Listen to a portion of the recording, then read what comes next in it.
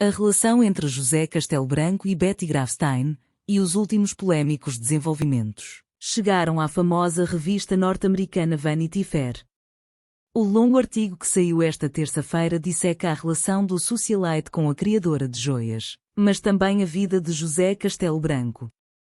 A peça, intitulada de A História de Amor Verdadeira e Distorcida de Lady Betty Grafstein e José Castelo Branco, é o resultado de 4 meses de acompanhamento do casal e conta com declarações do próprio, de Betty, e ainda do filho desta, Roger Basile.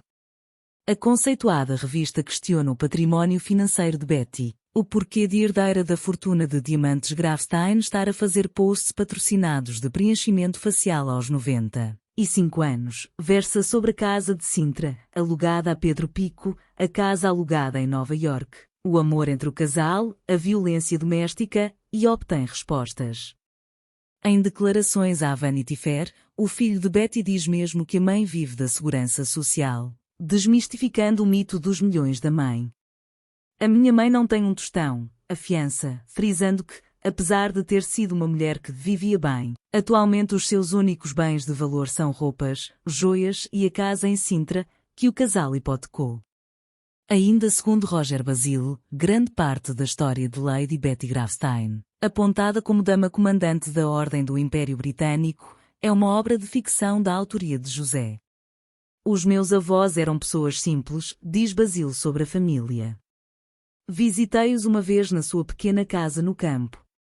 O pai adotivo de Betty, que o casal dizia ser dono da revista masculina de Eastman, era, na verdade, um tipógrafo.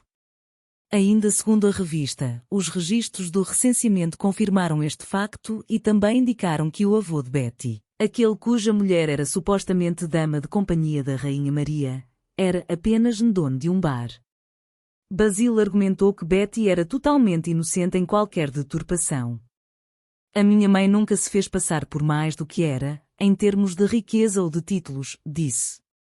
O José deu força a estas histórias e eles tornaram-se celebridades em Portugal. E ela alinhava nisso porque gostava da atenção.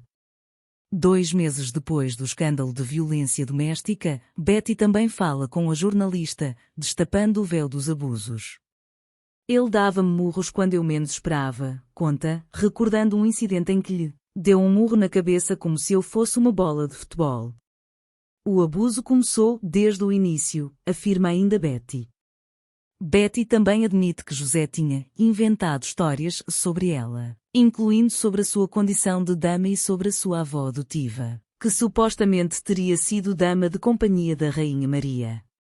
O José gosta de glorificar tudo e de se exibir, considerou. A jornalista, que durante meses se encontrou com o casal para o artigo, relata ainda que antes da fatídica viagem para Portugal, que culminaria na separação do casal, os ouviu discutir. Estás a dar cabo da minha vida, gritou José para Betty, que gritou de volta, eu não vou para Portugal.